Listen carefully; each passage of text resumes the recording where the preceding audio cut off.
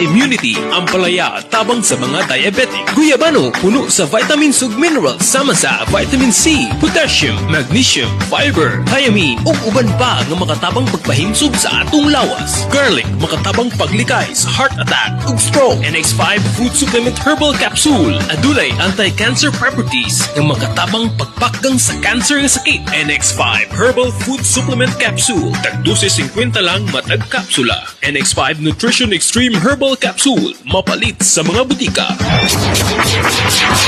No approved therapeutic claim.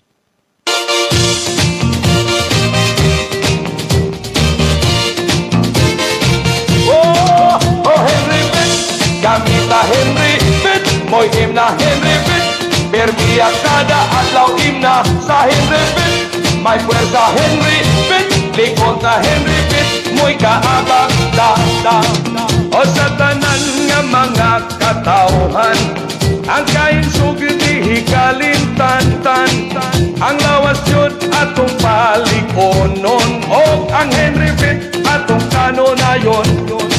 Sa bisan unsa nga mga trabaho, ang Henry Pitt mo'y kaabag nimo, o laninit kayo ta igalakay, ang Henry Pitt mo'y dipinsa ta. Oh, Henry Pitt, gamita Henry alang sa mga sumasakayng katawhan nga makabaton sa angay masayran nga kamatuuran uban sa kinidlab nga santing sa hustisya. Mao kini ang programang Ang Kamatuuran.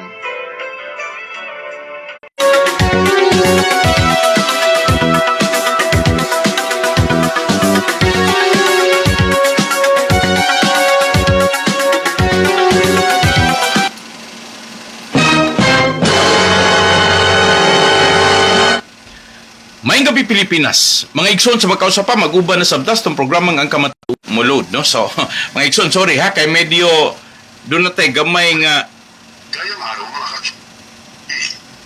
Okay, kajot lang.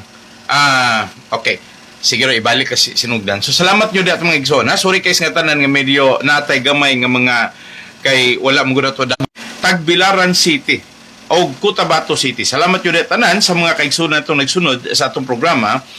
Ang atong mga kaigsuunan sa Mindanao Star Bus Transport, Southern Star Bus Transport, Gold Star Bus Transit, Rural. Nyo tanan ang taga Fortune Express o taga Bachelor, may pagpamati nyo tanan. Akong pagpasalamat mga igsuon nga medyo na lipay ko nga padayon mong naghatag kinabuhi itong programa. Tuguti ko magpasalamat sa ato ang mga bus driver o gingon man sab sa mga konduktor, mga empleyado sa Balyacar Transit Incorporated, sa Panay Island, dinha sa may Iloilo o sa may Capiz Aklan Antique. Salamat sa mga taga Cebu. Ako sa mga itimbay mga igsuon ang tanan nga nagbiyahian mga igsuon gikan sa Talisay paingon sa Sugbo, gikan sa Sugbo balik, no? Dahil mga igsuon agis Uslob. Salamat sa mga taga Samar. Salamat ninyo sa inyong mga pangutana. Okay. Ako sang hataga gibugaton mga igsuon, mapipila ka pangutana sa mga kaigsuunan, unsa man gyoy tunay nga nag sa ilahang vlogger, no, nga ang iyaha karong title series liner, no, so atong paminawon ang iyahang vlog mga igsoon. Paminawon niyo palihog. Kapuso, kapamilya, kasama, katropa, kabaro at sa lahat ng iba pang kakadyan. Narito po ang inyong Mr. K, ang inyong kasama sa talakayan. Inyong ito ating tatalakayin ang tungkol sa apat na anak ng tagapagtatag ng Balyacar Transit o Yansan Group of Bus Company, YGBC, na mas kilala sa tawag na Ceres Liner. Walang iba kundi ang mag-asawa Ginoong Ricardo B. Yansan Sr. at Ginang Olivia Villaflores Yansan. Sa mga tauhan ng Yansan Group, empleyado at mga mamayan na tumatangkilik sa kumpanyang ito, ay hindi ko nila inaasahan na sa likod ng magarang buhay ng pamilya, ay mayroon pa ring panahon na hindi sila magkasundo.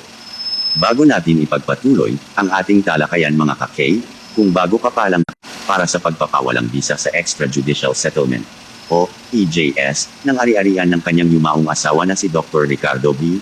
Yansan Sr., tagapagtatag ng Yansan Group of Bus Companies, YGBC.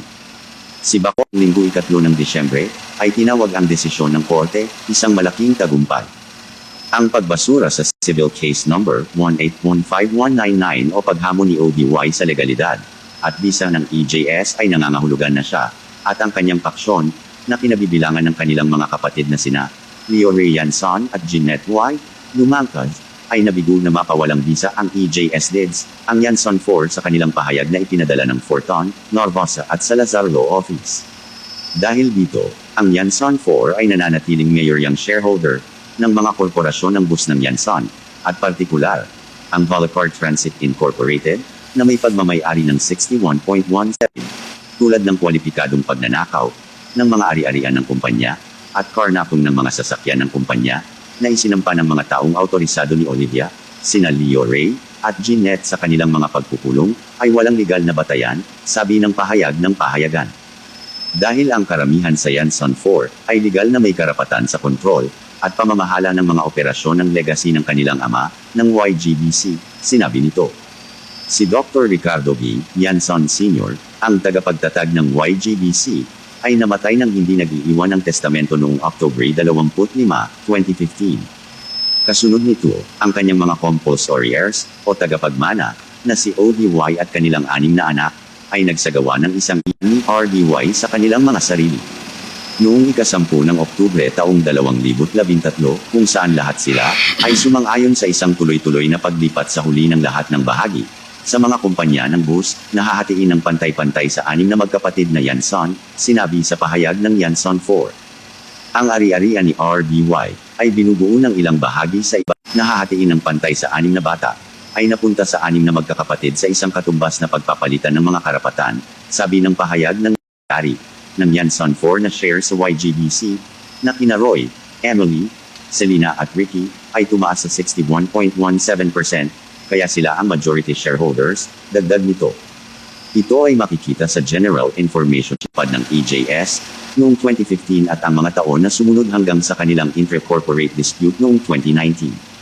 Nagpetisyon si ODY sa korte noong ika-9 ng Oktubre taong 2018 na ipawalang bisa, ang extrajudicial partition, at distribution at mabawi ang kanyang share sa YGBC, sabi ng Yanson 4 statement.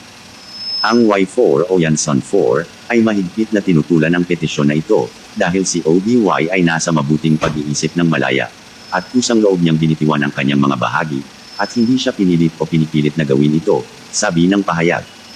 Ang kaso ay nakabinbin sa korte, sa loob ng maraming taon. Ang pagkaantala sa paglilitis ng kaso, ay pangunahing dahilan sa paghahain ng mga amendment ng reklamo, at ilang mosyon ng mga abogado ng ODY, sinabi nito.